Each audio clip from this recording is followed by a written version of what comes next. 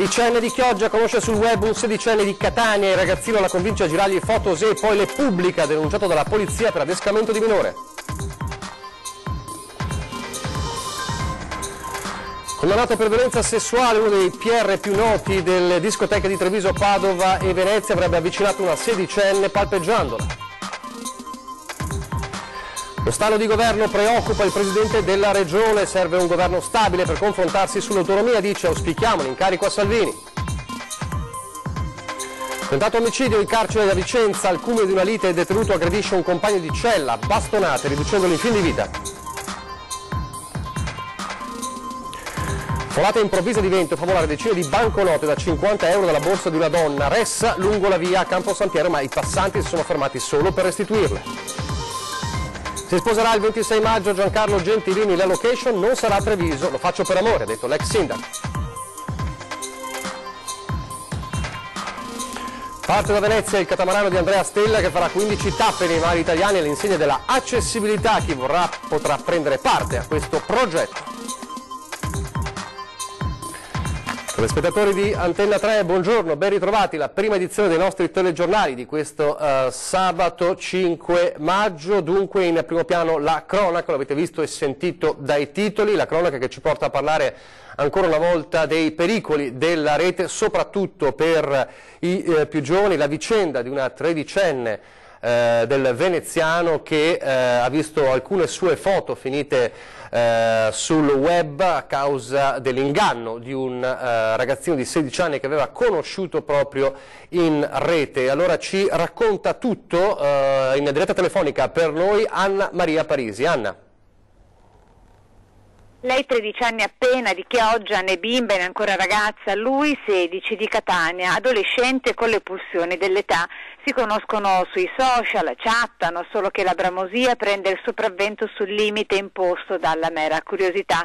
Mandami una foto di te nuda, le chiede lui, e lei, inesperta, ingenua, incapace di capire cosa comporta il suo sì, quell'autoscatto senza veli se lo fa e glielo spedisce. Ma le richieste di lui si fanno sempre più incessanti, sempre più indecorose e sempre più pericolosamente minacciose.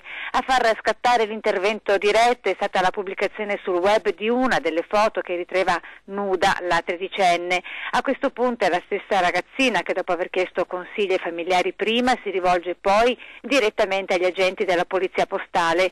Scattano le indagini complesse e articolate.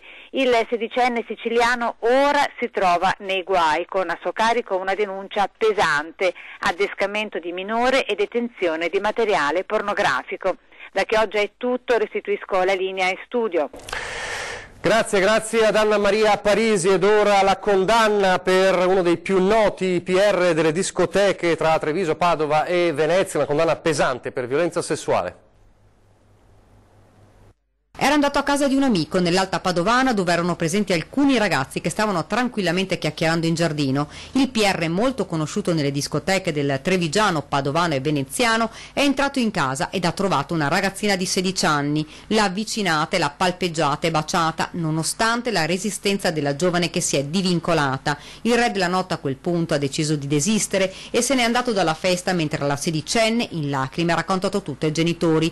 Da qui la denuncia. Ieri il giovane 22enne è stato condannato a 2 anni di reclusione, inoltre dovrà risarcire la vittima con 8.000 euro ed i genitori di lei con 2.000 euro a testa. Il legale del PR ha già annunciato di voler presentare ricorso in appello. La difesa in aula: con quella ragazza ha avuto una relazione sentimentale, ma aveva paura di dirlo ai genitori, ma i giudici lo hanno condannato per violenza sessuale. Fra l'altro il ragazzo non è nuovo a questi episodi, sulla sua testa pesa un'altra accusa per lo stesso reato, una quindicenne che aveva incontrato la baita al lago Castelfranco. Stessa situazione, l'ha avvicinata, l'ha palpeggiata tentando di avere un rapporto sessuale. La sua resistenza lo ha fatto desistere. Per questo fatto è attesa la sentenza per il 12 giugno. Ed ora l'intervento da parte dei carabinieri di Sossano e Campiglia dei Berici. Siamo nel Vicentino e parliamo di sfruttamento del lavoro nero. Una 36enne marocchino che è stato arrestato dai carabinieri nell'ambito di un servizio contro il lavoro nero e la immigrazione clandestina. Questo 36enne residente ad Arcole, nel Veronese, già noto alle forze dell'ordine, è stato fermato per un controllo mentre era alla guida di un furgone. Nel mezzo erano presenti anche 6 clandestini connazionali dell'uomo, sprovvisti di documenti e per questo accompagnati in caserma a Vicenza per essere identificati e fotosegnalati. A quel punto si è svolto un accertamento dei carabinieri, ma anche del nucleo ispettorato del lavoro di Vicenza, dal quale è emerso lo stato di clandestinità dei 6 stranieri che erano stati contattati poco prima dal 36enne per una proposta, chiamiamola così, di lavoro. Aveva offerto di lavorare in un allevamento avicolo non ancora individuato, pattuendo una prestazione e una retribuzione di 5 euro all'ora, ben al di sotto di quanto stabilito dai contratti collettivi nazionali o territoriali. Per questo è stato arrestato per sfruttamento del lavoro. Adesso il lavoro dei carabinieri è quello di individuare anche l'allevamento avicolo nel quale i 6 avrebbero dovuto prestare la loro opera. Adesso parliamo della politica, e quanto rimbalza da Roma e che riguarda anche la Regione. Come sappiamo, un estremo tentativo nelle ultime ore di Matteo Salvini, il leader del centrodestra, di proporre al Movimento 5 Stelle una sorta di governo a termine fino a dicembre, almeno per la legge elettorale, ma c'è stato un rifiuto l'ennesimo da parte del candidato premier Luigi Di Maio, e il rifiuto da parte di tutti di un governo tecnico, quindi lo stallo che rimane in attesa di quanto deciderà, di quanto emergerà lunedì dopo la giornata di consultazioni indetta dal capo dello Stato Mattarella. Preoccupa però questo stallo, preoccupa perché ci sono molti percorsi in atto da portare avanti, tra questi ovviamente l'autonomia del Veneto, che è alla preintesa, deve essere portato avanti. Ne ha parlato ieri il governatore del Veneto, Luca Zaia. Oggi auspichiamo che l'incarico sia dato a Matteo Salvini, che è colui che rappresenta la coalizione che ha preso più voti, cioè il centrodestra. Il governatore del Veneto Luca Zaia spera in un mandato per il leader del Carroccio Salvini. Lunedì il capo dello Stato Mattarella ha convocato nuovamente i partiti per un nuovo giro di consultazioni in un'unica giornata, sperando in un accordo, anche se sembra sempre più probabile un governo del Presidente. Il lavoro che ha fatto finora il capo dello Stato è perfettamente in linea con quello che doveva accadere, ha spiegato Zaia, che però poi sottolinea come dal voto del 4 marzo siano trascorsi già 61 giorni e l'Italia sia ancora senza un premier. Resta ovviamente l'imbarazzo di 60 giorni buttati al vento e ovviamente anche di chi ha voluto dare le carte in questi 60 giorni, perché si parla spesso di centrodestra, si parla di Lega, di Forza Italia, si parla di PD, ma nessuno ricorda che chi ha voluto tentare di dare le carte per 60 giorni sono stati quelli del Movimento 5 Stelle, che oltre a tentare di dare le carte hanno dato veti a destra e a manca. 5 Stelle che per bocca del loro leader Luigi Di Maio invocano di tornare alle urne a giugno. Quando si tornerà a votare, spiega il presidente Zaia, bisognerà però farlo con una nuova legge elettorale. Dico, nel momento in cui si dovesse andare a voto bisogna assolutamente andare con una nuova legge elettorale, altrimenti diventa una farsa e i cittadini l'hanno capito. Per la Regione Veneto è importante che venga formato in tempi stretti il nuovo governo, aggiunge poi Zaia, per poter proseguire l'iter dell'autonomia. Ci servirà ovviamente un interlocutore, perché l'articolo 116 della Costituzione è chiaro, dice che la Regione dovrà chiudere un'intesa con il governo. Ci vuole un governo, ci dicano, vabbè, c'è il governo Gentiloni, però non mi sembra il caso di dire che si possa chiudere un'intesa con un governo che ormai si sta spegnendo come una candela. Ci vuole un governo forte che garantisca governabilità. Un altro tema caldo, quello dei vaccini obbligatori, che sono giorni cruciali, sono giorni anche di tensione, di contrasti per le sanzioni previste. Come sappiamo c'è anche un conflitto, un po' di competenza tra le ULSS e le scuole, in questi giorni appunto anche molti genitori che hanno ritirato i loro bambini dall'asilo. Parliamo ovviamente delle scuole materne, il punto cruciale è su questo. Ne ha parlato ieri sera a 20:10 anche il direttore generale dell'ULSS 5 Polesana, Antonio Compostela, sottolineando anche le difficoltà tecniche di questo periodo. Sentiamo le sue parole. L'ULSS deve dare alla scuola l'elenco di chi ha adempiuto o non adempiuto al percorso di vaccinazione. Tra coloro che non hanno ancora adempiuto e che quindi nella risposta che daremo su questi elenchi risultano come non adempienti, ci sono anche i bambini, ovvero le famiglie, che hanno già un appuntamento fissato per l'esecuzione della vaccinazione, che però magari sarà a giugno o sarà comunque entro il 2018. Quindi c'è anche questa complessità. Credo proprio che l'obbligatorietà abbia scatenato un dibattito mediatico, un'attenzione mediatica e anche una qualche forma così di reazione che poco ha aiutato dal punto di vista del percorso, diciamo, clinico, del percorso di prevenzione, quello che è lo scopo che hanno le vaccinazioni. Per fortuna, ripeto, nel Veneto i tassi di adesione rimangono molto alti e questo è legato anche al fatto di poter disporre di una anagrafe vaccinale che non tutte le regioni ce l'hanno. E poi un altro tema di questi giorni, il dibattito sui tornelli a Venezia. Parliamo quindi della gestione dei flussi nei giorni cosiddetti da bollino nero. Se ne è discusso, si continua a dibattere, è intervenuto su questo tema anche il presidente dell'autorità portuale di Venezia, Musolino. Chiunque abbia la responsabilità di governo della città si trova a dover fronteggiare dei problemi enormi con peraltro una limitata operatività. Io credo che comunque aver azionato alcune operazioni, insomma aver messo in piedi alcune azioni sia importante, perché poi comunque attraverso approssimazioni progressive si troverà la soluzione definitiva. Quindi chiaramente non è ovviamente compito del Presidente del Porto, è compito del Sindaco, che sta facendo più del suo possibile, e sono certo che ha il massimo dell'impegno, perché questo è un problema di tutta la città e di tutti i cittadini. L'ordinanza emanata dal sindaco Brugnaro ha ricevuto anche l'appoggio dell'autorità portuale di Venezia, che ne ha approfittato per chiarire alcuni concetti usciti nei giorni scorsi sulla stampa europea, francese e tedesca soprattutto, che ha definito una Venezia in difficoltà soprattutto per l'aumento dei turisti che si riversano in centro storico a causa delle navi da crociera. Mi permetto di dire che ho letto la stampa internazionale, insomma, che sui titoli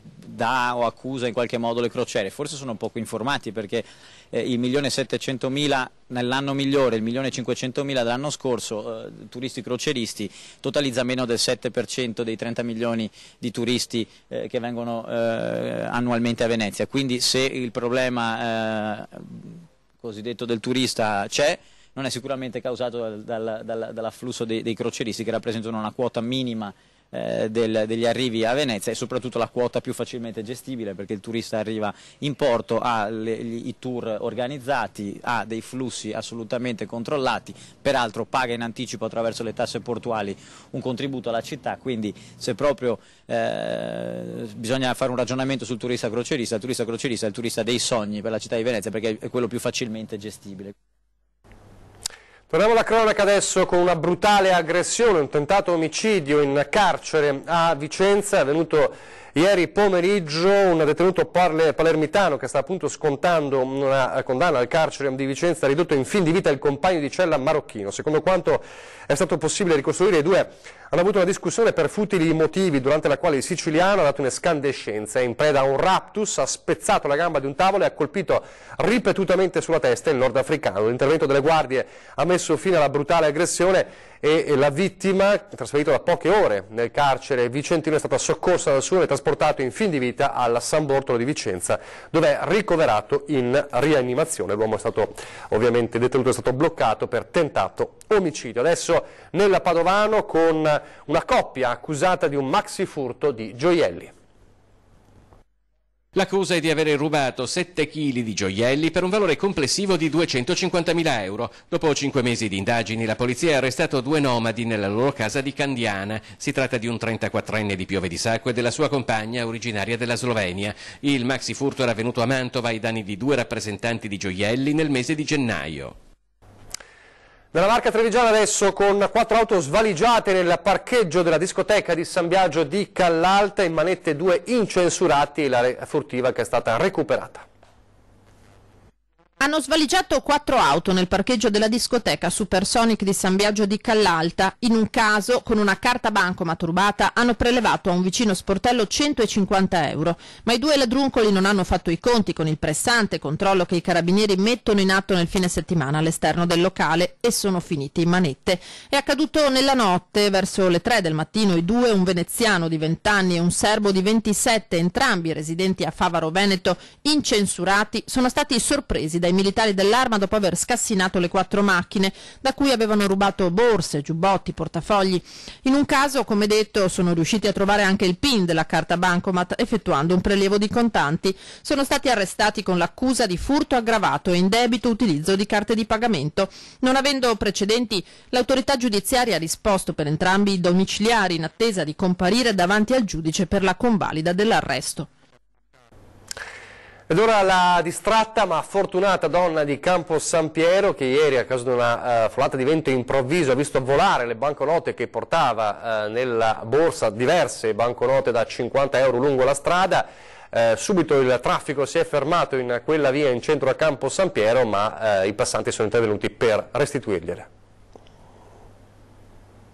Volano banconote da 50 euro in pieno centro a Campo San Piero e i passanti si fermano per restituirle.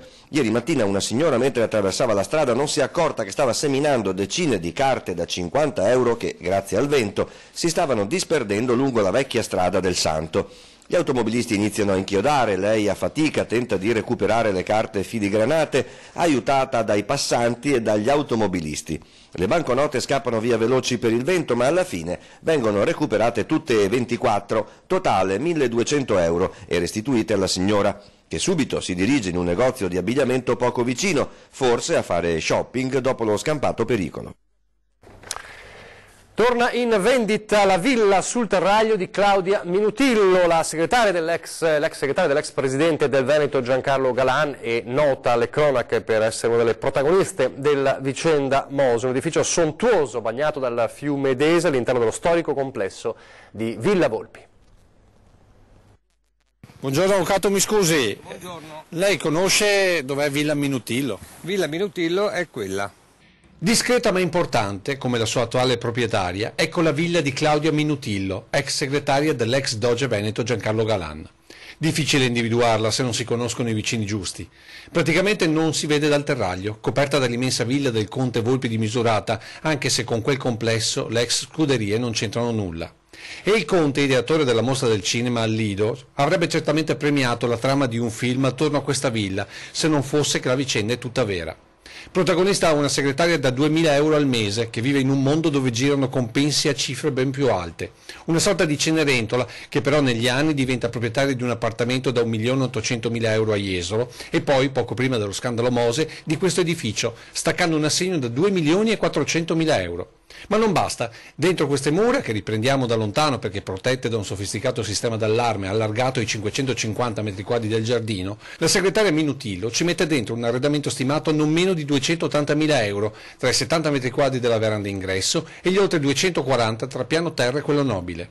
Così la Cenerentola di Palazzo Balbi è diventata, vivendoci, la principessa di Villa Volpi. La signora Minutillo l'ho conosciuta anche tempo fa, la vedevo molto più spesso appena trasferiti noi qui nel 2016, ultimamente sinceramente la sto vedendo molto poco. Poi arriva lo tsunami del Mose, l'arresto, la lunga confessione, il patteggiamento e i conti con l'Agenzia delle Entrate e la Corte dei Conti.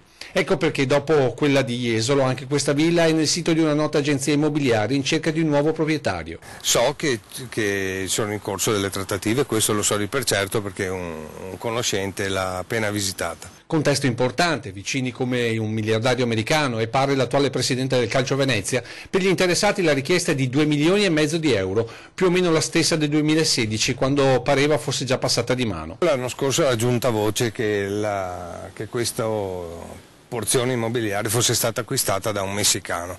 È una cosa che ho letto sui giornali sinceramente, dopo penso non se ne sia più fatto nulla perché ho continuato a vederla. Resta da capire come sia stato possibile che una segretaria abbia fatto così tale fortuna, o se questa fortuna non sia sua ma dell'ex assessore Renato Chisso, considerato che la Minutillo ha dichiarato di aver fatto da prestanome in più di un'occasione. E l'occasione, come si dice, fa l'uomo, o meglio in questo caso la donna. Lo scorso anno il suo licenziamento aveva portato a cortei e sit-in di protesta. Ieri il giudice ha stabilito che Agustin Breda, lavoratore storico, rappresentante sindacale dell'Electrolux di Susegana, venga reintegrato. Il Tribunale di Pordenone ha disposto il reintegro in azienda di Augustin Breda, storico esponente sindacale dell'Electrolux di Susegana, licenziato nel giugno scorso con l'accusa di aver abusato dei permessi previsti dalla legge 104, un provvedimento che scatenò la protesta degli operai e dei sindacati scesi in piazza per difendere il lavoratore. Il giudice non solo ha spiegato che ha usato correttamente la legge 104, ma ha anche verificato che la motivazione del licenziamento non era appunto l'improprio uso della 104, ma una motivazione ritorsiva verso il sottoscritto per l'attività di delegato, di rappresentante dei lavoratori, delle tutele che esercitava nei confronti dei lavoratori come elemento appunto di ritorsione. Ora Breda attende di essere contattato dalla multinazionale che, secondo la sentenza, oltre a reintegrarlo, dovrà pagare arretrati e spese legali. Mi aspetto che non ci siano troppe lungaggini e possa riprendere l'attività intanto come operaio e poi con le prossime RSU, se i lavoratori vorranno, anche quale delegato. In una breve nota anche la CGIL, che a sua volta ha fatto causa all'Electrolux per attività antisindacale, ha espresso la sua soddisfazione per il pronunciamento del giudice. Ma con che spirito tornerà ora Breda in azienda? Positivo, io spero che l'azienda abbia capito e capisca che non si risolvono i problemi cacciando le persone che hanno competenze, ma serve confrontarsi. Se, come a me pare, le condizioni di lavoro sono un problema perché creano malattie, creano difficoltà ai lavoratori, se uno pone la questione, se lo pone tecnicamente con ragione, visto che tra l'altro lo Spisa l'ha confermato, nel frattempo ci sia da confrontarsi. Adesso una brevissima pausa pubblicitaria, poi ancora il telegiornale.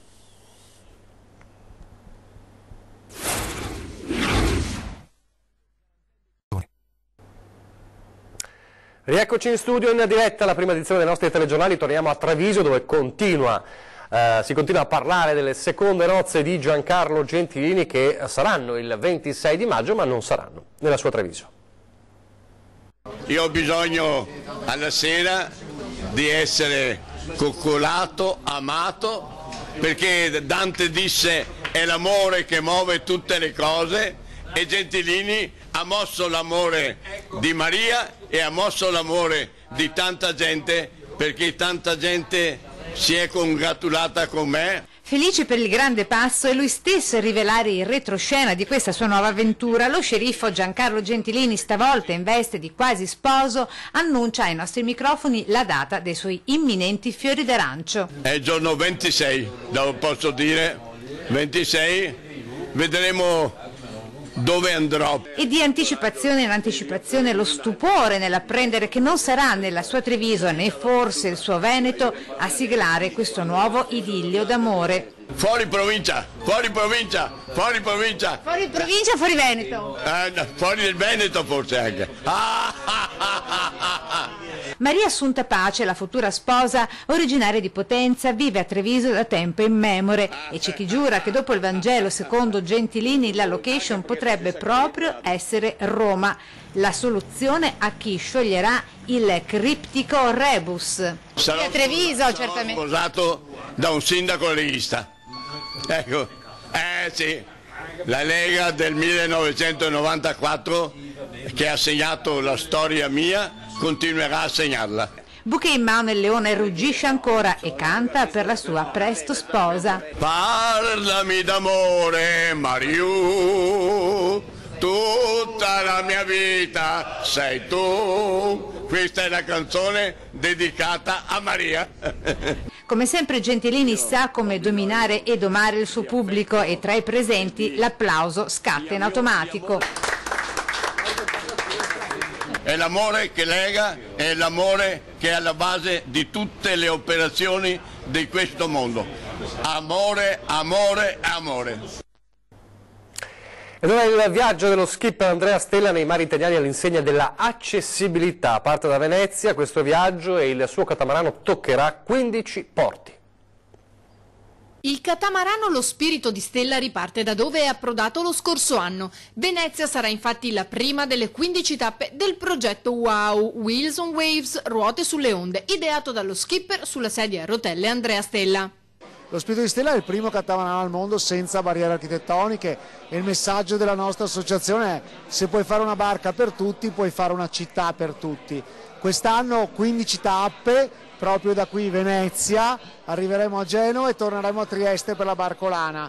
In questi 15 porti sosterremo per un totale di 70 giornate, dove daremo l'opportunità a più di 1000 persone di vivere una giornata di mare in modo completamente libero, autonomo, gratuitamente, e quindi di capire che dove non ci sono barriere non ci sono neanche limiti.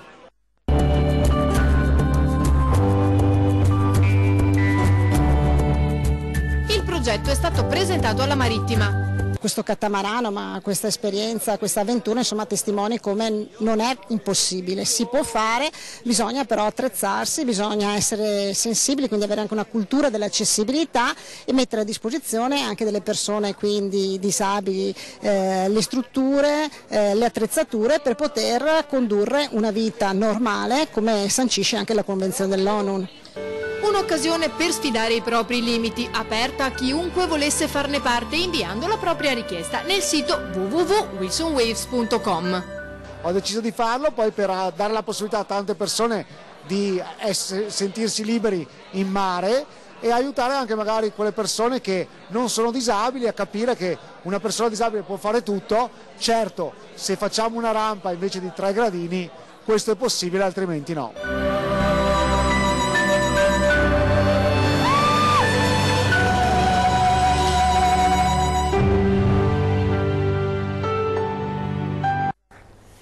Con il viaggio di Andrea Stella si chiude questa prima edizione del nostro telegiornale, vi lascio alle previsioni del tempo, grazie per averci seguito e arrivederci.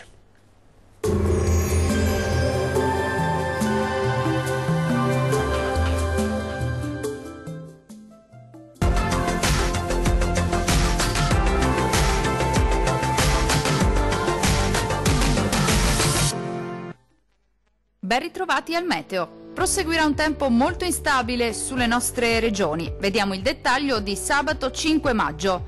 Sul Veneto condizioni di maltempo sin dal mattino e per tutto l'arco della giornata, molte nubi con locali rovesci e temporali a carattere sparso possibili soprattutto sui settori centro-meridionali, localmente anche di moderata intensità. Temperature in lieve aumento, minime tra 14 e 16 gradi, massime comprese tra 21 e 27 gradi circa. Condizioni di tempo piuttosto stabile invece sul Friuli Venezia Giulia, dove il tempo sarà in prevalenza asciutto. Il cielo sarà al massimo poco nuvoloso, solo con qualche pioggia locale temporale possibile soprattutto sui rilievi. Fenomeni in cessazione entro la serata. Temperature minime tra 15 e 17 gradi, valori massimi compresi invece tra 24 e 28 gradi. Il tempo sarà instabile sul Trentino Alto Adige, molte nubi sin dal mattino con qualche precipitazione anche a carattere sparso e localmente temporalesca. Migliorerà lievemente con fenomeni in cessazione già entro la nottata. Temperature minime tra 14 e 16 gradi, valori massimi compresi invece tra 23 e 25 gradi. Dal meteo di Antenna 3 per ora è tutto. Arrivederci al prossimo aggiornamento.